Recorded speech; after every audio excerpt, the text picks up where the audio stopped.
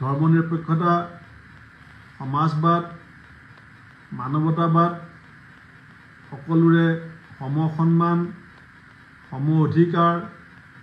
সম বিকাশ, সম ন্যায়, এই ভাৱধাৰাৰে নতুন প্ৰজন্মক উদ্বুদ্ধ কৰাৰ উদ্দেশ্যে আৰু আমাৰ সমাজৰ সুস্থিৰতা, সম্প্ৰীতি, ভাতৃত্ববোধ, একতা আৰু প্ৰগতিৰ দিশত আমি আগুৱাই যোৱাৰ লক্ষ্যৰে অসম প্ৰদেশ কংগ্ৰেছ কমিটিয়ে ৰাজ্যজুৰি আমাৰ প্ৰত্যেকখন মণ্ডল কংগ্ৰেছ কমিটিৰ এলেকাত আৰু নগৰসমূহত প্ৰত্যেকটো ৱাৰ্ড এলেকাত আমি একোখনকৈ সৰ্বধৰ্ম প্ৰাৰ্থনা সভা পাতিবৰ কাৰণে সিদ্ধান্ত গ্ৰহণ কৰিছোঁ। মই অত্যন্ত সুখী যে আমাৰ মাননীয় সাংসদসকল, বিধায়কসকল, প্ৰদেশ কংগ্ৰেছৰ নেতৃবৰ্গ, জিলা সভাপতি, ব্লক সভাপতি, মণ্ডল কংগ্ৰেছৰ সভাপতিসকল, আমাৰ শাখা সংগঠনৰ মুৰব্বীসকল আৰু চেল ডিপাৰ্টমেণ্টৰ মুৰব্বীসকলে ইতিমধ্যে এই সৰ্বধৰ্ম প্ৰাৰ্থনা সভা অনুষ্ঠিত কৰাত সফল কৰাৰ উদ্দেশ্যে তেখেতসকলে বিভিন্ন অঞ্চলত প্ৰস্তুতি আৰম্ভ কৰিছে। মণ্ডল কংগ্ৰেছ সভাপতিসকলৰো বহুতৰে নিমন্ত্ৰণ মই মোৰ হোৱাটছআপত পাইছোঁ। মই নিজেও মোৰ জন্ম জেগা পহুমৰা মণ্ডল কংগ্ৰেছৰ এলেকাত মণ্ডল কংগ্ৰেছৰ উদ্যোগত আৰু ৰঙানদী সমষ্টি যুৱ কংগ্ৰেছৰ সহযোগত যি সৰ্বধৰ্ম প্ৰাৰ্থনা সভা অনুষ্ঠিত হ'ব তাত যোগদান কৰিম। আপোনালোকে জানি সুখী হ'ব যে অসম প্ৰদেশ কংগ্ৰেছ কমিটিয়ে এই সৰ্বধৰ্ম প্ৰাৰ্থনা সভা ৰাজ্যজুৰি মণ্ডলে মণ্ডলে পাতিবলৈ লোৱা সিদ্ধান্তৰ কথা শুনি ৰাহুল গান্ধী ডাঙৰীয়ায়ো মোলৈ এখন পত্ৰ প্ৰেৰণ কৰিছে। তেখেতে অত্যন্ত সুখী অনুভৱ কৰি কৈছে যে গান্ধীজীৰ আদৰ্শ নতুন প্ৰজন্মৰ মাজত বিলাবৰ কাৰণে অসম কংগ্ৰেছে যি সিদ্ধান্ত লৈছে সেয়া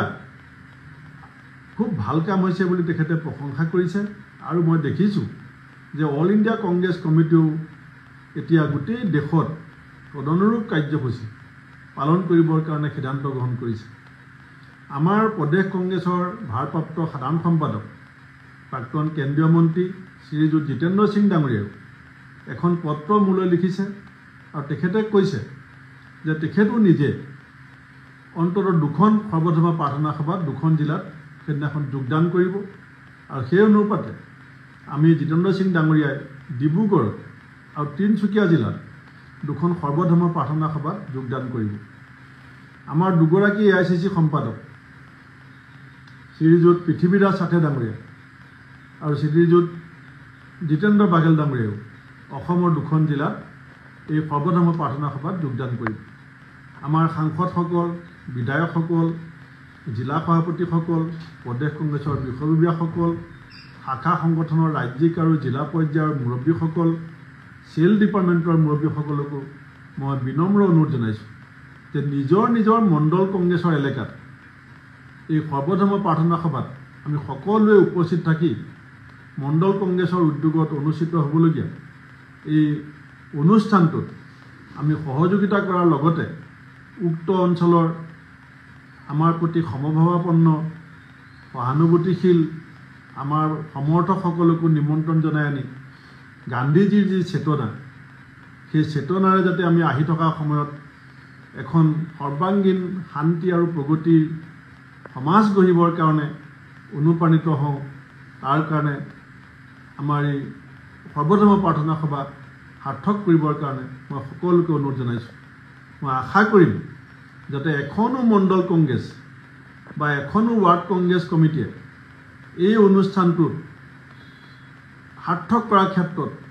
অকণমানো যাতে কৃপণালি নকৰে সেয়া মই দলৰ ৰাজ্যিক সভাপতি হিচাপে সকলোৰে ওচৰত আহ্বান জনাইছোঁ। আৰু এই কথা অলপ দিনৰ আগতে আমি যি গুৰু প্ৰণাম কাৰ্যসূচী লৈছিলোঁ, আপোনালোকক যিধৰণে গুৰু প্ৰণামৰ সময়ত নিজৰ নিজৰ social media handle Facebook, Twitter, Instagram, ইউটিউবত আপোনালোকে আমি দলে নিৰ্ধাৰণ কৰি দিয়া হেছটেগটো ব্যৱহাৰ কৰি যেনেকৈ ফটো আৰু ভিডিঅ' দিছিলে, এইবাৰো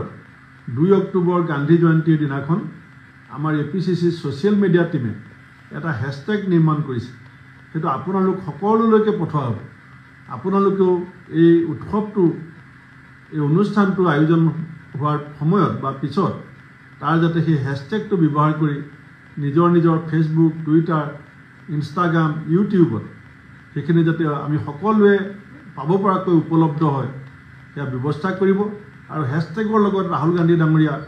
জিতেন্দ্ৰ সিং ডাঙৰীয়া আৰু আমাৰ সভাপতি শ্ৰীযুত মাল্লিকাৰ্জুন খাৰ্গে ডাঙৰীয়াও জড়িত থাকিব গতিকে মই এইখিনি আজি 2 অক্টোবৰৰ সৰ্বধৰ্ম প্ৰাৰ্থনা সভাৰ বাবে প্ৰতিগৰাকী দলৰ নেতাক্ৰমিক মই অনুৰোধ আৰু আহ্বান জনাই আপোনালোকলৈ আগতীয়াকৈ শুভেচ্ছা জনাই মোৰ ক'বলগীয়াখিনি সামৰণি মাৰিছোঁ বন্দে মাতৰম জয় আই অসম যে কোনো খবৰেৰ জন্য যোগাযোগ কৰুন 7099017330 এবং 7099017110 নম্বৰে।